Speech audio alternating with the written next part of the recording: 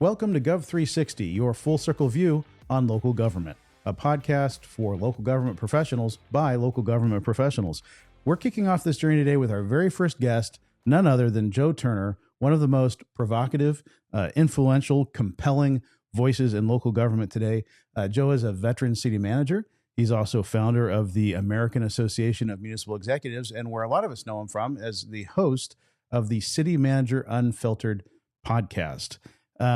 Today, we're going to touch on a lot of issues. We're going to talk about the purpose of Gov360, the purpose of what Joe has been doing with AAME and with City Manager Unfiltered. We're going to talk about the unconventional roads that lead people to the city management profession. And Joe and I both have what I would classify as unconventional paths to the city management profession. And Joe, I think it's really fitting that you're our very first guest here on Gov360. You've really been an inspiration to me, and I know to so many other city managers.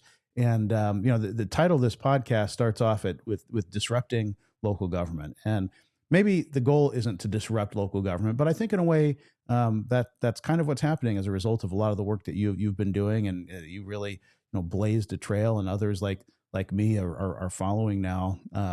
It gives us an opportunity to not just find each other and form camaraderie, which is so badly needed in the profession now, but we also talk about best practices. One of the key things that I like to talk about that you brought forward, especially with your guest Sam Tolles, who that I got to know as a result of your show, was communication, right? And I think a lot of, because of the work that you're doing and Sam's doing, and now I'm picking up on, I'm seeing a shift in local government and local government's approach to communication, which is so critical. But anyway, thank you so much for being here, Joe. I really appreciate it.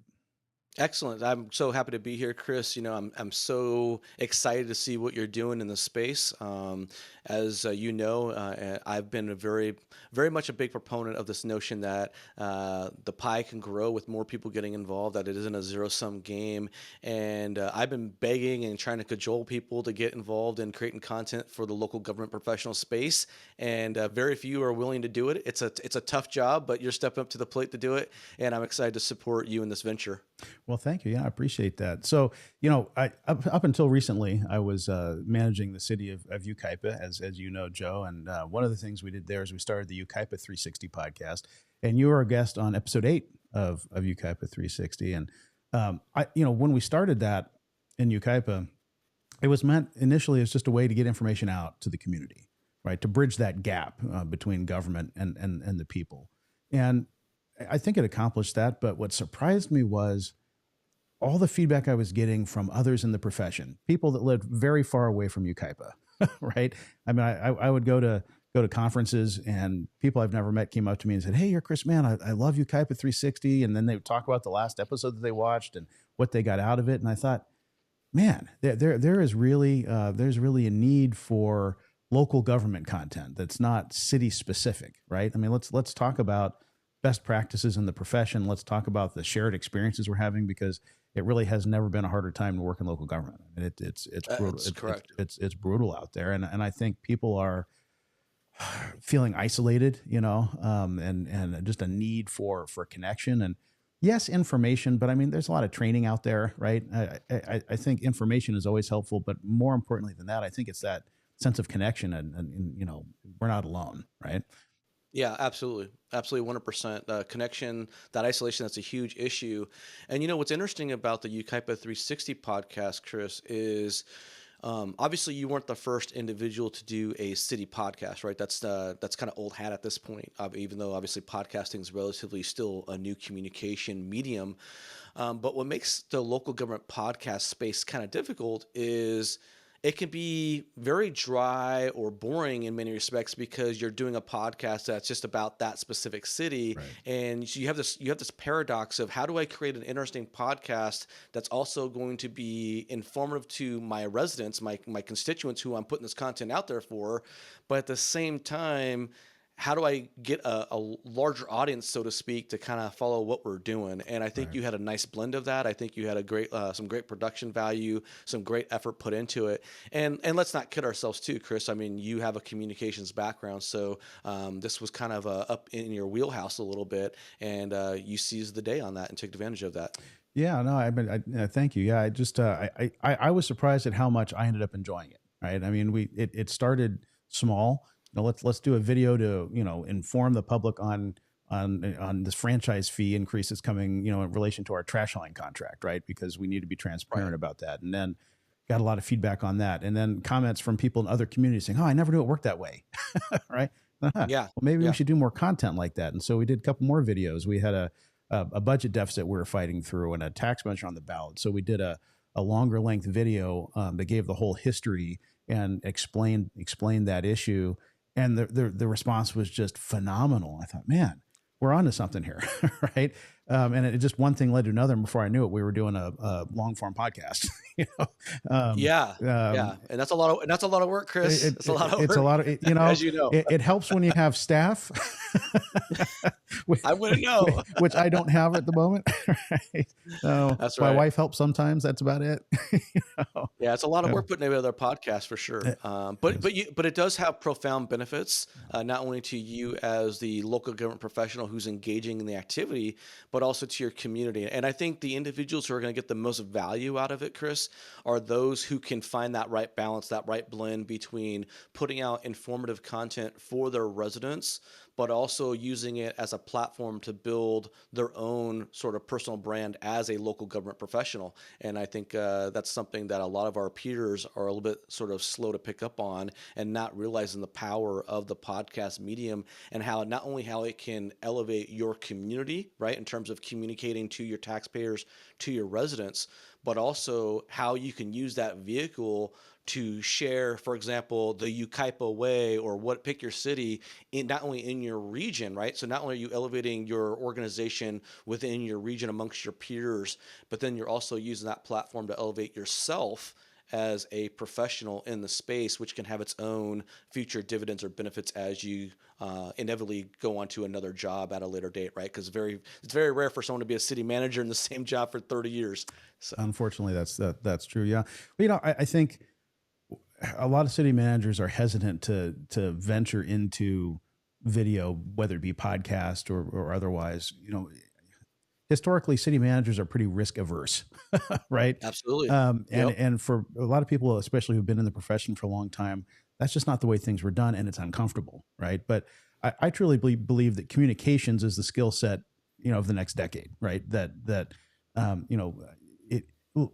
I interviewed recently for an interim city manager position, and you know, a significant portion of what that council wanted to talk about was communications. How do we take the city's communications to the next level, right? It's what people are looking for, and I think there's a realization that local government is just coming up short when it comes to communications, right? Too often we're sending a press release.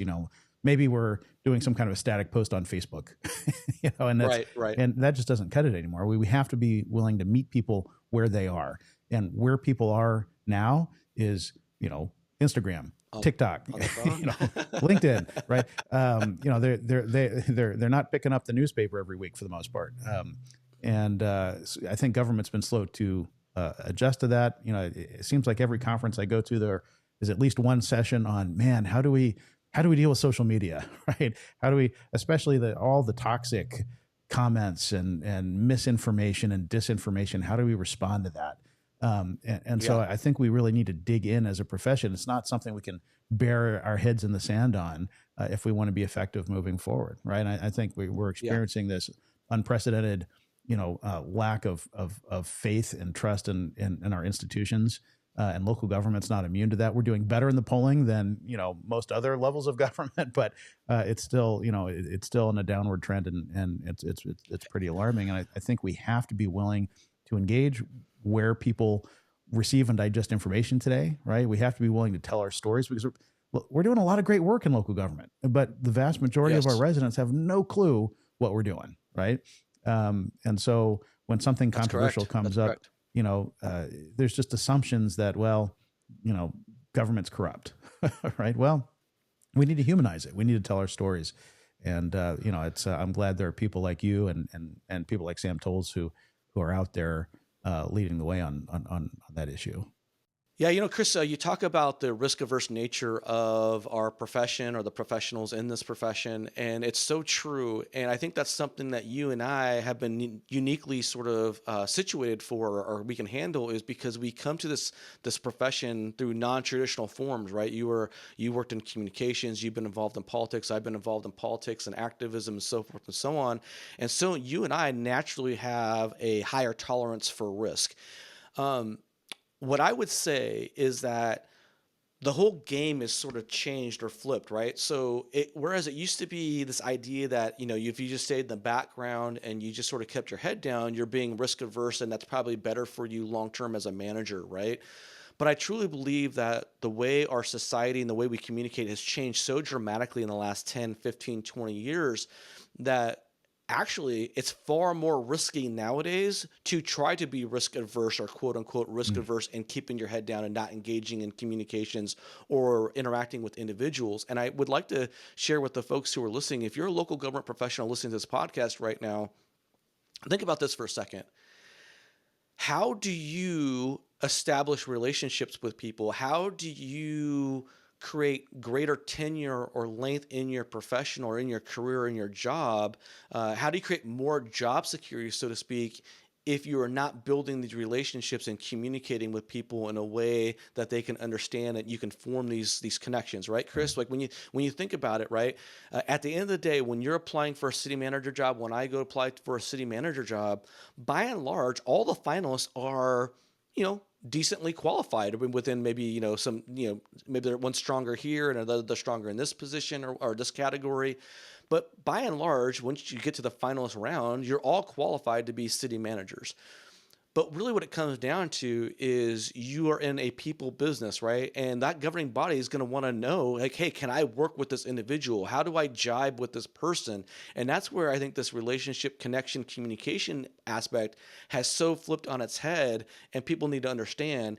And then you throw into the other element, Chris, of, well, because the communication has changed so much, the governing bodies are often looking for a manager who they feel can communicate what the organization is doing, what the governing body's doing, not only to the organization, the staff, but also to the citizens, the taxpayers as well. So if you have the ability to communicate effectively, that is going to pay huge dividends for you in your job search as well as keeping the job down the line. Does that make No, it sense? does. It does, and it's something that I feel is in transition in the profession, right? Because historically, city manager is supposed to be behind the scenes, right? Now you're Historically, yes. probably involved in the community, and you go to Rotary and the Chamber of Commerce or whatever. You build relationships, but you don't put yourself out front. Especially, you don't put yourself out, in front of your city council, right? You don't want to Right. upstage your bosses, right? So but there is a shift coming here where I think there's an expectation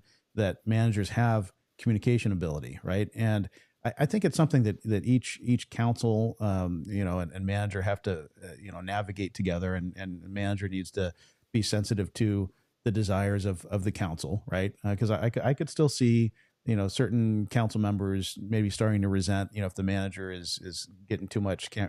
Getting too much Yep, shine, right? Getting yep, too much shine. Yeah, exactly. yeah, But yeah. there is a line there because I think it's important that we're presenting information.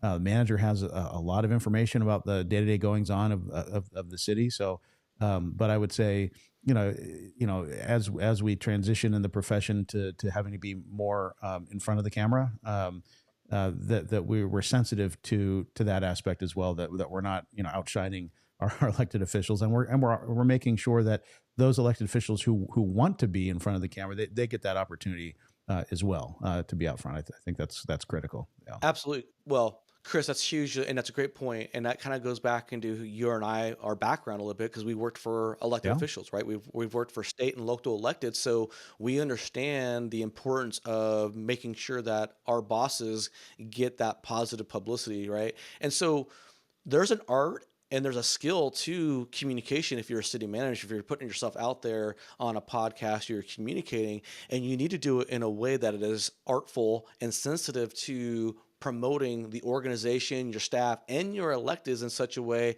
that you are not, again, making about you, right, and taking that shine off your elected officials.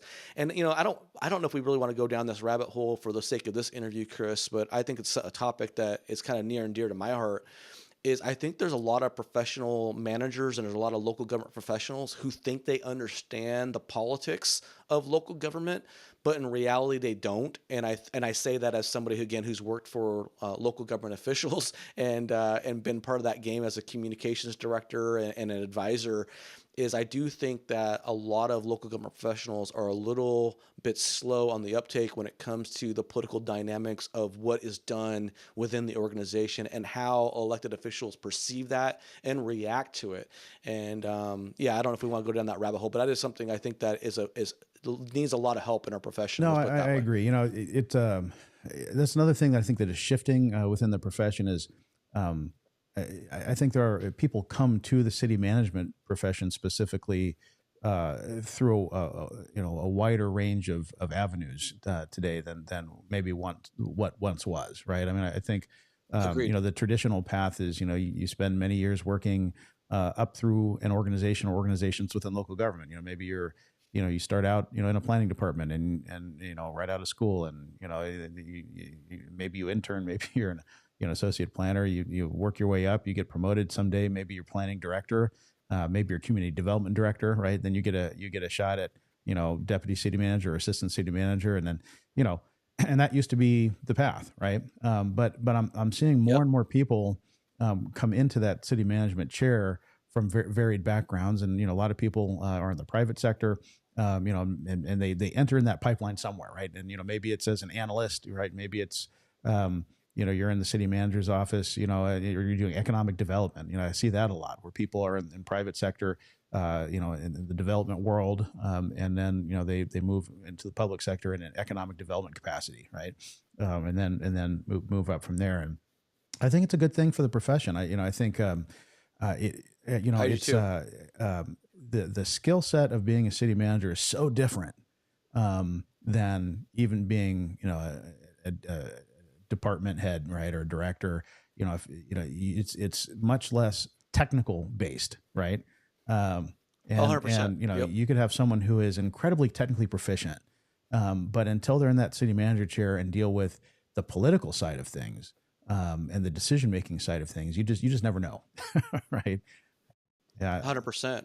And I would go even one step further, Chris, because not only is the city manager chair so different and unique and sort of the skill set that you need to have, but it is so dynamic in terms of the specific skill set you need for that specific organization or that governing body. And I think that's something that is often overlooked. And I do think when you're talking to a lot of our peers who are looking for work, if they're say they've been separated and are looking for a new city manager position, I don't know. I think it's increasing because I think the job's becoming more volatile and more risky over time. So I think naturally our peers are becoming more cognizant of this. But I think too often individuals are more focused on getting the job offer or getting accepted for the job and not spending enough time determining whether or not that organization, the makeup of that governing body, is the right fit for them and whether or not they have the right skill set for that governing That really body. resonates with me, John. I'll share with you and those who are listening that I am currently what we call in the profession in transition, right? I'm not an MIT. unemployed city manager. I'm a city manager in transition, right? That's right. So 6 years into my career as a city manager, I did 4 years in the city of Canyon Lake in Riverside County, California, and then the last 2 years up until the end of March at the city of Yucaipa in San Bernardino County, California. And then found myself in a position that I never thought I would. Right? That's something that happens to other people, right? Like, oh, I know the Yeah, profession's right. risky, but I I don't mean, really think it's ever going to happen to me, right? to Right? you. That's right. Let's talk about that in a moment too. I want to come back to Yeah, that point. no. So So I feel a little funny, giving advice on, not being risk averse, but this is a risky profession. And I think, in order to be effective, you have to be willing to, like I like to say, lead boldly, right? yes, I think yeah, too many people come to the city management chair towards the end of their career and are one of the reasons they're very cautious is because they're looking at retirement in the short term, right? And they don't want to mess up anything that would, that clock needs to keep ticking until they can retire. And Well, especially in places like California, right, where if you're out of work for 6 months or more outside the system, then it can have a negative impact on your CalPERS pension, right, depending on what plan you're on or how that's long you've been true. in the Yeah, system. So back in 2013, with the shift there, the Pension Reform Act. If you were employed in the system prior to that, then you were grandfathered in. We call that a classic employee. Anything after that, you're under the Pension Reform Act. We call PEPRA. And so if you're a classic employee and you're out of work, you're out of the system for more than 6 months, when you go back into the system, you've lost that classic status. You go back under PEPRA. So and that's a big hit. That's a big hit financially on the it's a the big hit. calculation. Unfortunately, I didn't have that stress because I started, after 2013. So I'm under PEPRA, which is great for any of my employers. Not so great for me. Great for the taxpayers. Yeah, yeah. The formula is much less generous, but still generous. I can't complain. Right. Yeah. But I wanted to talk about something related to that failure component, Chris. Yeah, let's talk about how I'm a failure, Joe. That's guys. Yeah, that's right. I think so many people have a hard time dealing with that termination. I did. The first time I got terminated, I'd moved out to Kansas to start, a brief overview. I was working in politics. I was an activist working for elected officials. And then my boss lost his reelection campaign in San Bernardino County. And my boss was a bomb thrower. I was considered a bomb thrower. Our staff was persona non grata. So we had no landing pad within San Bernardino County when my boss... I hate to interrupt you. Let me pause you because let's touch on that a little bit because something that you and I have in common is that different path to the city manager chair, right? And we both kind of got our start on the political side of things, right? And we're able to at some point in our careers make that transition over. Yes, it's even more impressive in your situation, in my case, because you were considered a bomb thrower, right? I mean, you were a controversial figure. You dug in on one issue in particular, which was pretty politically polarizing, right? Especially in California, and kind of gained notoriety for that, and became kind of a controversial figure, right? Not kind of, but yeah, no, I was canceled before it was called canceling. That's right. Chris. So like the issue was illegal immigration, right? I'm a staunch hardliner on illegal immigration issues, and in California, that's not a very well received position. So after I left my county supervisor that I worked for, I couldn't get a job in local government. I just couldn't get it. I would make it to the finalist interviews countless times, and I would, miraculously, I guess when they did a background check or did a Google footprint sketch or a Google footprint search on me, I would never get an offer. So I was basically canceled and forced out of the local government profession in California, and then I had to basically flee the state in order to actually get back in it. When I was working for the elected official, I went to get my master's, and I had a desire to be a city or county manager, but that door was closed to me in California. And then I had to take some extreme measures and relocate out of state. And that's one of the reasons why in my LinkedIn journey and talking on my podcast and past episodes, I'm a big fan of individuals who are stuck in management analyst land in California, or if they're a department head in California and they're looking to maybe take their career to the next level, is I think they should think seriously about relocating out of state and getting that title as a city manager, because there's such a huge shortage for local government executives throughout the country that you can take that momentary discomfort for a couple of years, get the title, build a resume, and then come back. I was offered a job in California as a city manager a little more than a year ago. We couldn't come to terms on a contract negotiation.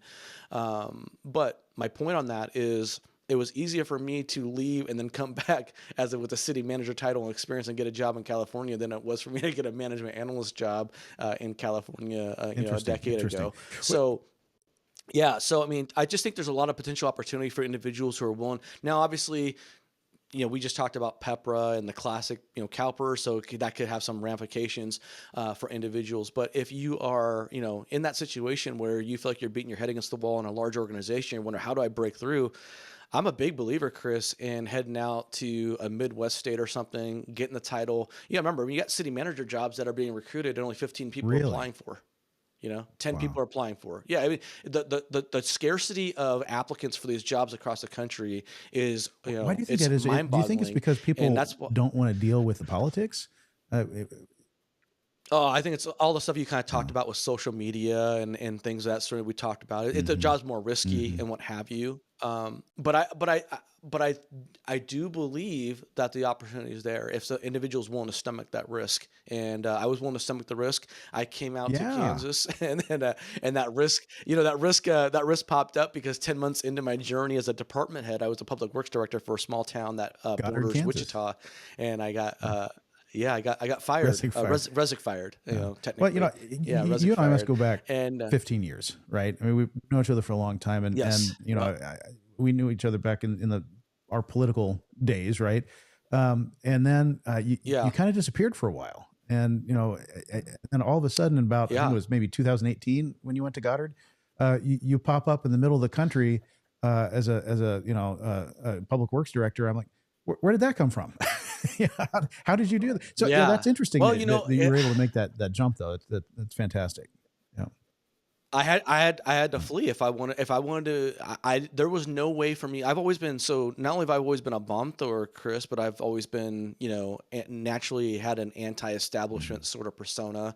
I've had a natural aversion to authority, I guess, which makes this whole thing kind of interesting. This journey, and so I've spoken my mind, and we talked about sort of like being disruptive, or we used the word disruptor, I think, earlier in the podcast. If I've always just sort of have a mind that's naturally geared towards being disruptive.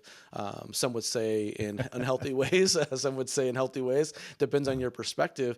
But I'm an individual who's always been I've just always been comfortable speaking my mind and having positions that are maybe outside of the norm or the comfortable path. And one of the things that I've always I don't say outside the norm. I think that's a little bit of a misstatement, because I've always believed that I have a good pulse uh, on s- on the. I've always had a good read on the pulse of the people and what issues are and where people stand, and I experienced that when I was doing the LinkedIn and the podcast journey, because time and time again throughout my life, this is going back to high school, Chris, when I was involved on immigration issues, and to now, is my entire journey through life. I've just had people say, hey, I support you and I agree with what you're saying, but they're not willing to sort of step through the Right. breach with me, right? I've been the first one through the breach and take that risk. And I think to come full circle a little bit, because I don't want to make this all about my past political journey, but I do think nowadays there is more risk to trying to play it safe and keep your head down, and allow others to dictate what your brand is or what your persona is or what you're all about, than there ever has in the past. And so I think that's why I think the script's been flipped. And you've talked about this idea of communication and how important it is. I read hundreds of articles a week, every week, by virtue of me trying to stay up to speed on what's going on with our profession. I joke around that I took my fantasy baseball nerd addiction and I transferred over to city manager. So now I'm a fantasy city nerd, fantasy city manager nerd. You know what I mean? Where I keep track of all the stuff that's going on. But I read hundreds of articles a week. And the most common thing that I see, Chris, in our profession, the most common complaint, and I think sometimes it's a crutch that elected officials use, but I think there's a lot of truth to this, is that the most common complaint I see is communication issues or difficulties between the manager and the governing body, and them not being on the same page. And so I do think that it's so important and so incumbent upon those who are in local government to figure out how to communicate with their electeds in a way that they understand and that you are on the same page, to help keep that relationship going in a healthy Yeah. No. forward No. I place. agree. I agree. So I sidetracked you a little bit. I think we were on a path towards talking about this whole being in transition, and and what that process Yeah. was like, and it's Yes. something that unfortunately you and I have in common. I wanted to talk about Yes. failure. Yeah. Thank you for bringing it back to it, Chris, because I do think that we don't. What happens is so many individuals in our profession are naturally high achievers, right? I mean, you get to the top of your profession by title and what have you. You earn good money. Most of these individuals are highly educated, very talented people, right? And very few of them get to be city manager Mm. by failing upward, right? So they've had success, maybe as an analyst, they've had success as a department head, maybe as an assistant city manager, deputy city manager, then they become a manager. And it can be quite a shock to the system to get terminated because you spent your whole life being successful. Maybe you were that, a student, et cetera, et cetera. And it can be really discombobulating and disorientating when you get fired because essentially that's the first time in your life you're being kind of told, Right. hey, we don't want you, or Yeah. you're not good for us or whatever. And so getting fired in Goddard was a very discombobulating experience. And on top of the fact that I had relocated out of state, moved my family out of Oh, state, just bought a ouch. house, and moved to an area where I Yeah. knew nobody, right? And so it was a very disorientating experience to go through. It rocked my world, I guess, and Hmm. to use that cliche. But it ultimately ended up being the best thing that ever happened to me. I ended up stumbling into a small town city manager job, and the Yeah. rest is history. It's how we ended up here. So if I never got Yeah. fired, I No, it's wouldn't be here amazing how today. that so often that's the case where, something that seems so terrible and awful at the time ends up being a good thing, right? Leads to better things. And Absolutely. frankly, if you're in a position where, you know, that happens to you, it's probably for the best, right? In most cases, there's something Yeah. going on, whether it's a council dynamic, right? Something going on in the community, something that's probably um, you're going to be in a better place professionally and in terms of your mental health. When you land, I have a very good friend that I've known for many years. He's a city manager up in the Bay Area in California, and he's gone through this I think 3 times now. And so when it happened to me, he was one of the first to reach out, and he really made me feel a lot better. He said, "Listen, the first time's the hardest." He said, It's part of the Yeah. profession. Unfortunately, as we know, the average tenure of a city manager in any city is under 5 years now, maybe under four. I don't know, probably somewhere between 4 and 5 years. And the job has Yeah. become more and more politicized, unfortunately. And so, changeover in council, and the new council, wants to show they're doing things differently. They make a change. It happens. He said the first time it happened to me, I held on so tight. Right, I was trying everything I could to prevent it from happening. But you're going to be so much better after having gone through this the first time, because you realize it's going to be okay. Right? It's going to be okay. As long as you've protected yourself in your contract, which is something you talk a lot about, right? It's so critical, and we should talk about Yes. that. But Yep. as long as you've protected yourself properly in your contract, you're going to be okay. And it's going to lead to better things and greater opportunities. And that's so true. Well, Chris, you went through I don't want to be out of school here, and I don't think you're going to mind me saying this, but I mean, your situation in Ukaipa was tough because you actually live in that community. You lived in that community before you took the job. Yeah. You have a young family. You love that community, and I'm sure you had thoughts that you wanted to be there for a decade plus or more. And so I'm sure your situation has been very incredibly difficult. But I will tell you, I said this in episode 2 of the City Manager Unfiltered podcast. This is what I firmly believe. This is my entire ethos: is that the number one job of any city manager when they go into a contract negotiation is not to negotiate the highest salary or the best compensation overall. It's to minimize that downside risk, right? You want to have that downside risk protection in the Yes. event that you are terminated. And so the absolute job number one is to try to protect you and your household, your family financially and emotionally, and your self-esteem and what have you when you're going through a separation, so that you have the ability to take that time to gather yourself, collect yourself, get righted, right? Right yourself and get back up and shake, knock the dust off you and get ready to get back on the horse, and have a solid severance and financial protection so that you're not forcing yourself back into a undesirable job because you have to put food on the table, and then you create this downward spiral in your career, right? You go from that first separation to a second separation because you're just in a really undesirable situation as a result of feeling the pressure to put food on the table. And obviously that gets even more difficult if you are a city manager who's the sole or primary income earner for the family too. So yeah, I mean, there's so many layers to this job when it comes to not only looking out after yourself and your family, but then when you're performing and taking care of your staff or trying to do right by the elected officials and obviously trying to take care of the taxpayers and make sure that their money's being spent efficiently and effectively. It's a fascinating profession, one I really enjoy, and that's why I always wanted to get into it. So I think that, I kind of a quick little sidebar here. One of the reasons that I got into city management, Chris, or that I wanted to get into city management, is I truly didn't feel that the work that I was doing on the political side, either as an activist or as a staffer, was truly moving the needle. I thought, even though I was very talented and very effective and competent as far as what I was doing, ultimately I didn't feel I was having the positive impact that I naturally wanted to have in my life. And, I'm kind of a naive, idealistic person. I grew up with this belief that one person can make a difference. And so that was what sort of was the catalyst for me wanting to enter the public sector and become an executive. Was I wanted to be the change I wanted to see in the world. And I felt that you had an incredible ability to use that power and leverage that power for good as an executive to make that positive impact within your community or within the profession.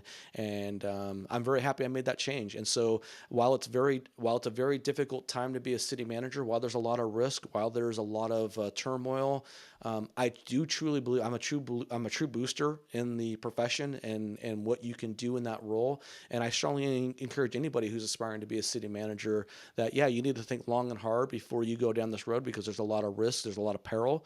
But man, I've never felt the highs of being, I've never felt the highest of the highs that I've felt as a city No, manager it anywhere does. else, if that It makes sense. resonates with me. I primarily private sector background. I did a few stints as an elected official.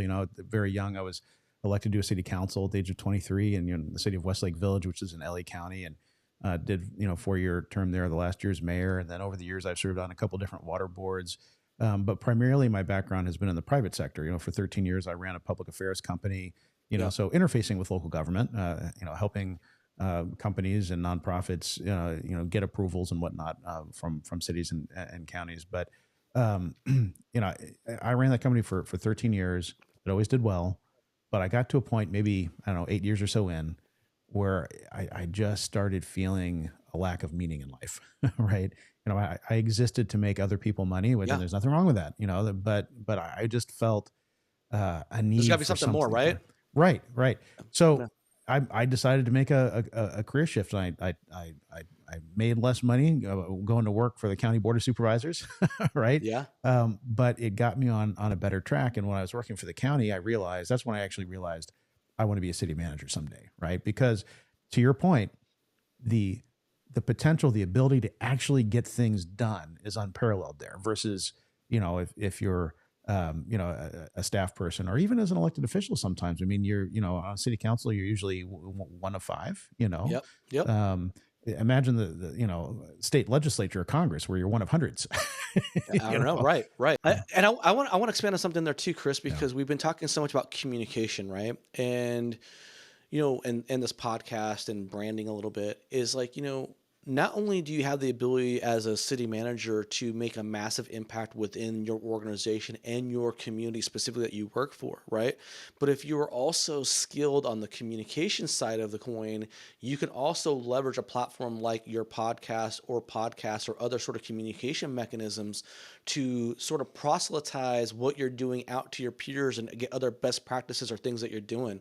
I don't want to spoil it. We're going to talk about it on a future episode of our podcast when you're back on the City Manager City Manager Unfiltered podcast. But you've done some pretty amazing things with the UCAPA 360, and we're going to maybe talk about other things that city managers throughout the state of California can do, building off of what your model was in UCAPA and how they can make a positive impact in their community. So I just feel like, hey, there's never been a better time to really get your message out or your ethos out or your philosophical approach and scale your reputation, scale your knowledge.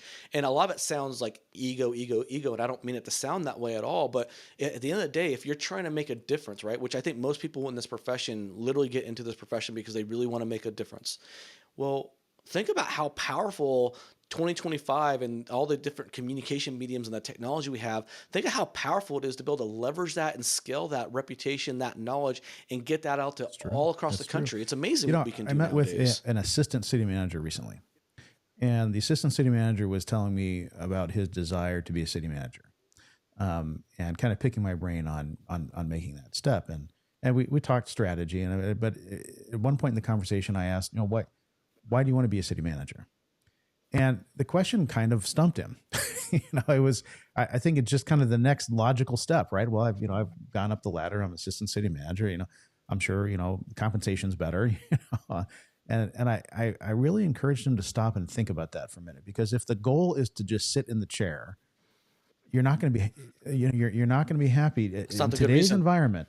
That is not a place where you can just quietly sit and be happy for a long period of time. Right? I mean, the society, the internet, just the way the public engages, even at council meetings, public comment, it's different now. It's all different now. I really want to encourage people who want to step into that chair to think about the reason why, and are there big things you want to accomplish, right? We need to be more bold, right? We need to stop being scared of our own shadows and just trying to watch the clock tick until retirement, right? That's not going to work anymore. But you see the paradox there, though, right, Chris? Because you talk about being bold and you talk about looking, big picture, whatnot. But as soon as you say bold, the reality is that introduces more risk into the equation. It does, and I would say embrace it. Yes. Right? Embrace that risk, because you cannot be effective playing it safe. Right? I agree, 100%. Why be in the role if you're just going to play it safe? Right. When you get to the level, the city manager level, you're under contract. You've had the opportunity, hopefully, to protect yourself in that contract. Don't be afraid to do the job the right way, right? Don't be afraid to do the right thing, because it might be politically unpopular. Now, you have to answer to your council. I'm not saying defy your council. Absolutely, right? yes. Right. You implement the policies that are adopted by the city council. You serve the city council. You are an instrument of implementation for that council, and I think oftentimes that gets kind of lost by some folks. But I've seen so many times where city councils, most councils want to accomplish things, right? And they want to accomplish big visionary things. And very often it's the manager that slows that down, right? Because the manager is reluctant to dive in and do big things that might be controversial, or it might succeed or fail, right? And if I fail at that thing, well, what does that mean for me and my profession, my reputation?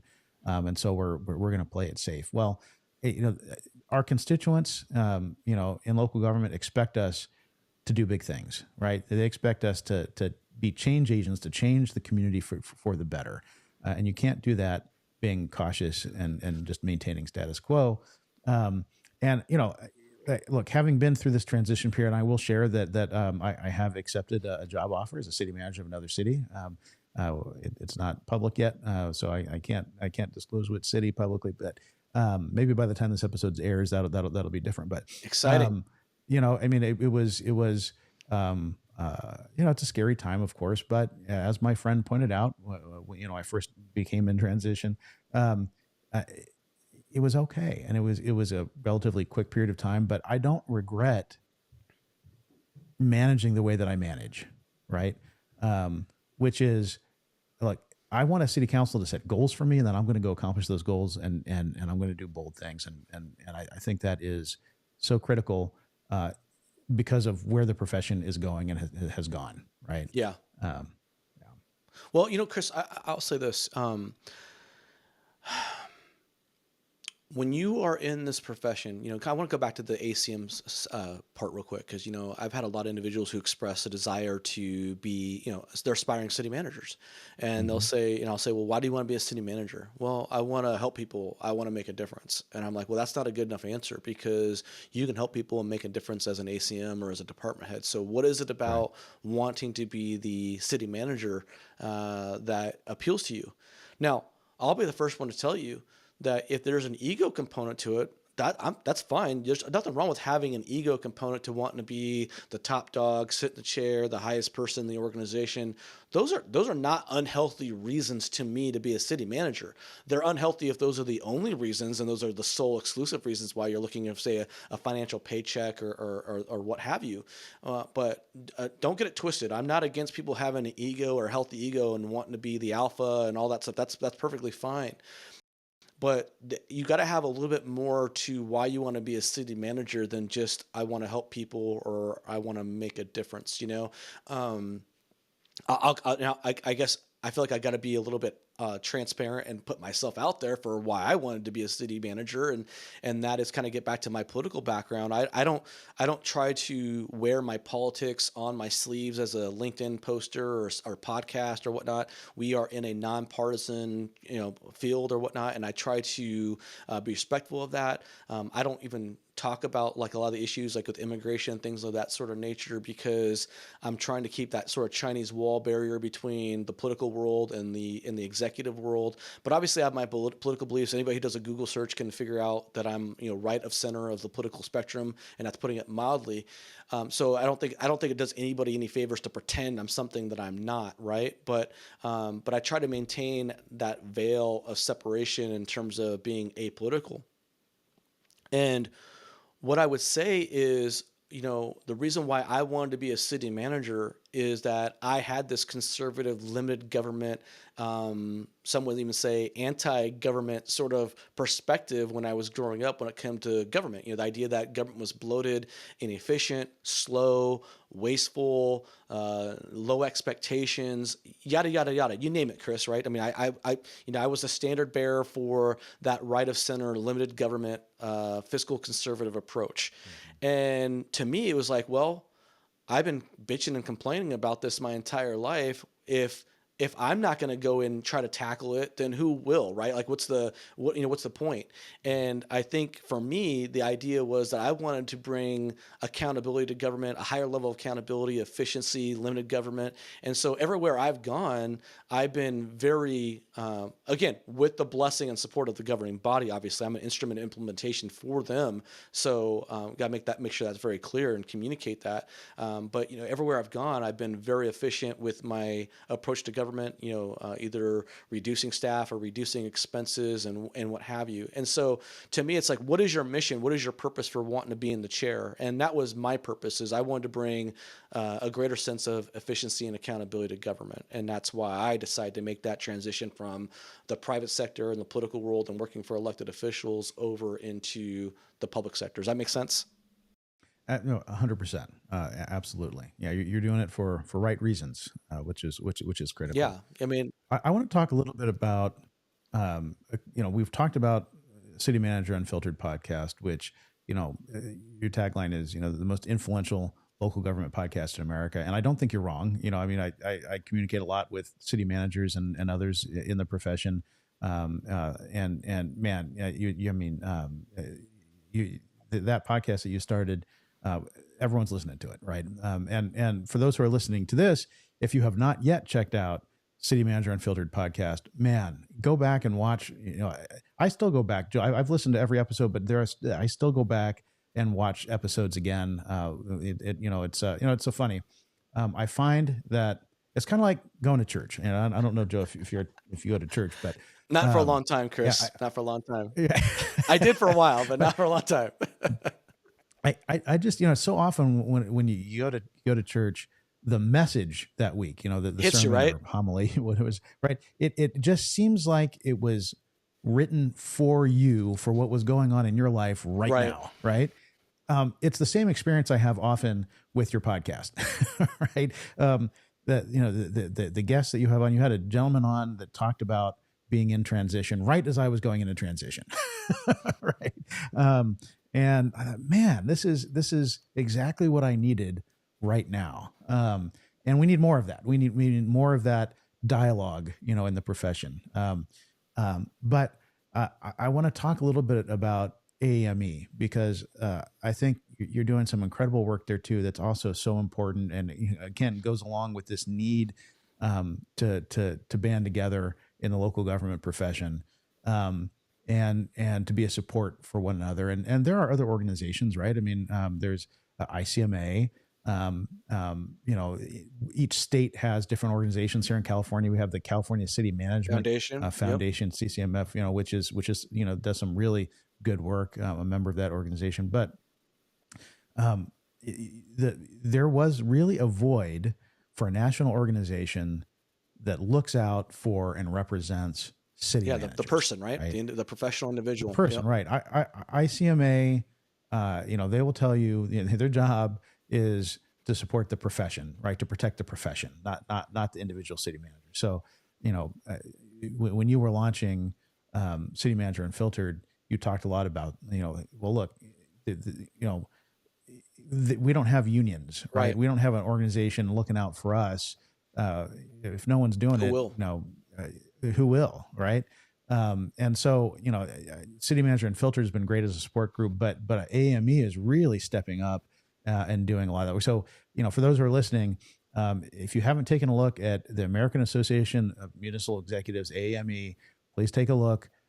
New organization. Are you a year in yet? Has it It's been a gonna be year? a year. We're about 10 months in, so it'll be a year in June, Okay. whatnot. I guess Okay. and yeah, it's been a A wild lot of ride. city managers have joined. Yeah, a lot of city managers. I've joined, and it's the foundation you're laying there is you're building something that's going to be a huge asset to everyone in the profession, not just city managers, but I think everyone in the local government profession. And A lot of aspiring members, we, a lot of aspiring managers too who've signed up too. We yeah, launched in June of last year, and we were only open for 40 days for membership, and we haven't taken any members since that period of time. We're going to be reopening up soon, and I'm really excited about it. Thank you for the kind words, Chris. Um, it's been a wild ride. You talked about the podcast and LinkedIn, and the podcast has been amazing because I've received dozens and dozens of compliments and praise, similar to the one that you just communicated. Like, so people say, oh man, I was going through this right now and I heard this podcast and it was like perfect timing, or man, I just felt like you were talking. One of the things I hear a lot is like, I felt like you were talking to me in that episode, like literally yes, that was my situation. And yeah, it's been the most fulfilling thing. It's been the most unexpected, completely organic, unintentional experience as far as fulfillment, and gratitude and appreciation.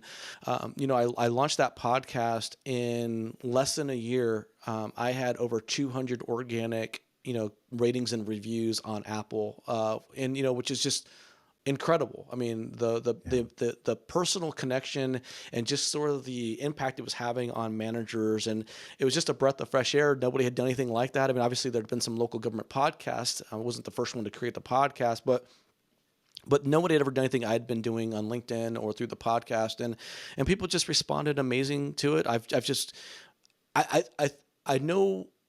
I know that when people look at me, they know that not only am I a competent individual and talented and all that stuff, but they know that I am a booster of the profession and them as professionals. And it gives me great comfort and satisfaction to know that I've had such a positive impact on so many people. And it's kind of funny because kind of go back to what I said probably about 10 minutes ago about why I transitioned into the public sector as wanting to be a city manager, was I wanted to make that difference and have that positive impact, and felt like I really wasn't having that impact in the other stuff that I was doing prior to entering the public sector service.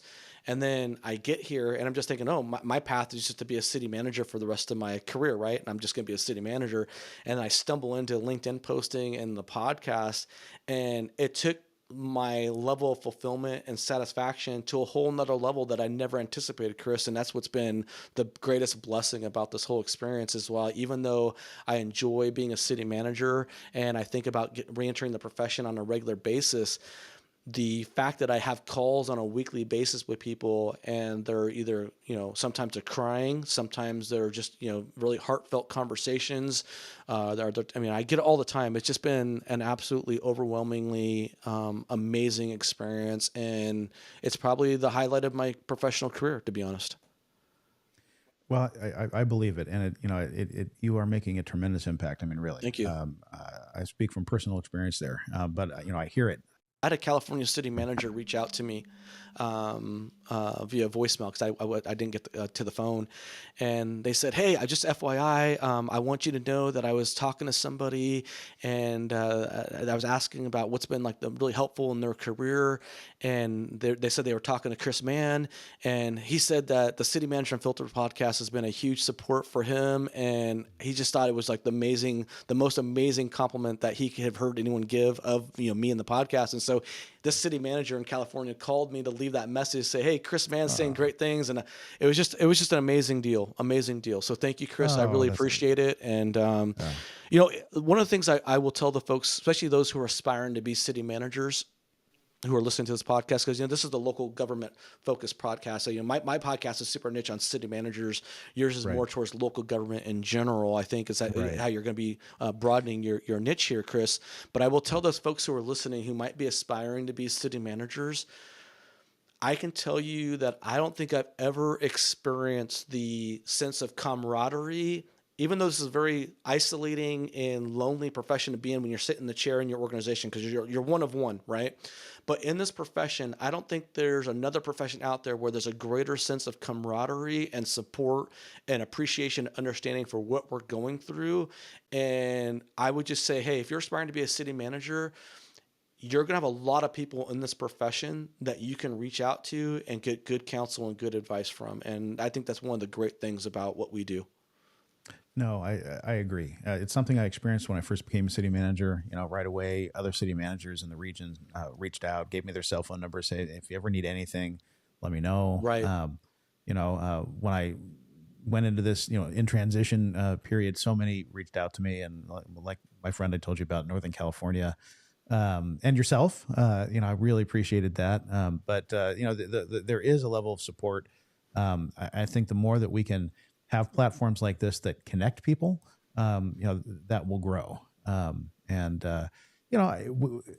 If you're in it for the right reasons, you want to accomplish things, right? You want to accomplish big things. And you need to be willing to take risks. You need to be willing to do bold things in order to have the strength to do those things. You need support behind you, right? And we need to build that support as strongly as we can. Chris, I would say this too, kind of unsolicited advice to you as you head on this journey to do your podcast and what have you, and to anybody else who's listening about, I've been a little bit surprised by how few people or lack of people who've been willing to kind of follow in the footsteps of what I have modeled, right? I've created this model for how you can really elevate yourself professionally. Obviously, there's some risk associated with it, because at the end of the day, there's going to be some people who don't like what you do. I mean, the reality is when you step out and do a podcast or any sort of content creation, you're going to have people who don't agree with you or don't like it for whatever reason.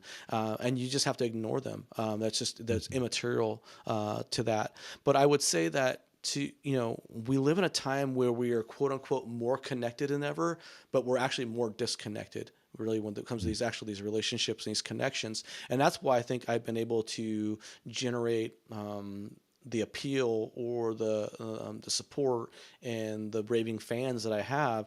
And I would just say, hey, the number one thing is that I can preach and stress is authenticity.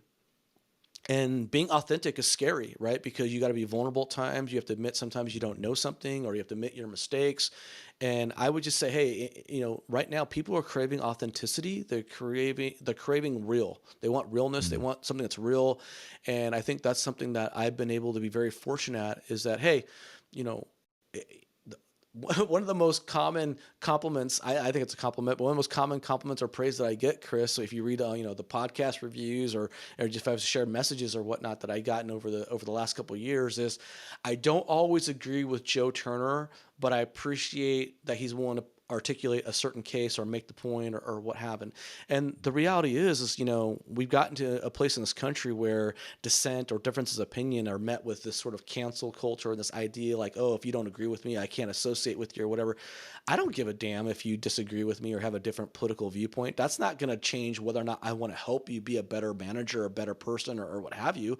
And I think what's important is that, when you have the ability to engage in these nuanced conversations, which often are lacking in this profession, right? Because people are risk averse. They don't want to be public. They don't want to comment. And that's, again, another reason why I've been able to be, I think, successful with the City Manager Unfiltered podcast is I'm able to have these conversations and these discussions with people and say things that are not quote unquote politically correct, to use that sort of tired cliche or expression, and be authentic and be real. And I think that's the most important thing that you can be right now in our society is be real, be authentic. And I think if you're real and authentic, people will appreciate that, and you're going to go very far. You're going to have your detractors, don't get me wrong. You're going to have your haters. You're going to have your city councils that don't want you or don't think you're the right fit. But when I go into a job interview, Chris, and I'm looking to be the next city manager or whatever it is, I am not trying to be the milquetoast, lukewarm, appeal to everybody there, not offend anybody. That's not what I'm trying to do. Like, I think that's the worst way to approach a job interview. I want to be that, I want people to opt in on me, right? So I want people to basically say, you know what, that's my guy or that's my girl. If you're, a female manager applying for a job, I think you want people to say, hey, I want to opt in onto that person. I want to opt into Joe Turner, and that's the person I want that I think is a natural fit. Because what's the benefit of being a finalist in 20 interviews where you're just sort of this ho-hum, no one remembers you, you're just, good enough to be a finalist, but not good enough to really make an impression. And, I think if you have a brand or if you have a personality, embrace it, lean into it. Because here's the thing, Chris, I said this earlier in the podcast. At the end of the day, when you are a city manager and you're applying for a job or you want to be a city manager, are you trying to be a city manager just to be a city manager? Or are you trying to be a city manager because you want to make a difference? You want to have a philosophical approach. Like I said, I'm a limited government guy, right? Well, it doesn't make sense for me to go to, say, a liberal city and act like I'm not a limited government efficient manager just to get the job. Right? Are you just trying to get the job so you can get fired a year later or 2 years later? Or are you trying to get a job where you can hopefully be happy and successful and have a long-term impact on that organization? So to me, it's like it's about you trying to find the right fit for you as a professional manager. And so if you're trying to delude yourself and trying to con yourself or have this naive approach to, I'm just going to be the milquetoast lukewarm candidate and I want to be a finalist, I don't think you're doing yourself any favors. And I definitely don't think you're doing the governing body that's trying to hire somebody any favors either. So that's just sort of my larger approach to job searches. No, I think you're right. You're right on. You got to be true to yourself and who you are. Otherwise, you're going to be unhappy, and the council's going to be unhappy with you. Right. Right. 100%. And you put yourself out there, and if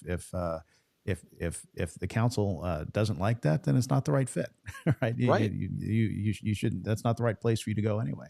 Yeah, absolutely, 100%. Makes a lot of sense. Well, Joe, you're doing incredible work that is so important to so many, myself included, and I really appreciate you being the first guest too on Gov360. When I thought, it's an honor. When I thought, okay, I'm going to do this podcast, who's my first guest going to be? It had to be you. I appreciate that. It's an honor, Chris. It's an honor. I appreciate that. You gave me a shout out in your first episode. We'd actually originally planned to do this in person, so I apologize on that. We couldn't get our schedules to line up. But we'll do that next time you're out this way. We'll do that. Definitely. But no, it's an honor to be the first guest. Like I said, I want beat the drum again. We need more content creation, more. I don't think there's no zero sum game. I don't operate in this world that, a podcast is a threat to me or some sort of competition. I think we grow the pie. In fact, you and I have had some preliminary discussions. I don't know if we'll ever get there or not, but some preliminary discussions about trying to grow a podcast network for the local government space. Right. And I've been trying to get more individuals in the space to create content. And so I just think that, at the end of the day, there's such a dearth of real authentic content in the local government professional executive space. And the more we can get people in there talking, whether it's public works directors or finance directors or whatnot, Yes. and having these conversations, I just think it's beneficial for not only the content creator as a whole, but I think it's better for the entire profession.